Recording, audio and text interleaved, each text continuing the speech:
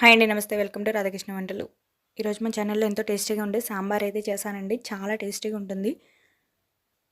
మీరు కూడా ఇదే ప్రాసెస్‌లో ఫాలో అవ్వండి. ఇడ్లీలోకి, రైస్‌లోకి చాలా టేస్టీగా ఉంటుందండి.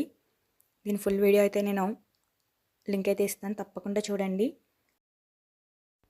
సాంబార్ ఇలా చేసి చూడండి. చాలా టేస్టీగా వస్తుంది. చాలా బావుంటుందండి. కూరగాయలన్నీ ఈ విధంగా పప్పులో ఉడికించుకోవడం వల్ల ఆ ఫ్లేవర్స్ అన్నీ బాగా పట్టుకుని సాంబార్ అనేది చాలా టేస్టీగా వస్తుందండి. సేమ్ ఇదే ప్రాసెస్‌లో చేసి చూడండి. సాంబార్ చాలా టేస్టీగా వస్తుంది. నా ఛానల్ ఫస్ట్ టైం చూస్తున్నట్లయితే లైక్ చేసి, షేర్ చేసి, సబ్స్క్రైబ్ చేసుకోండి.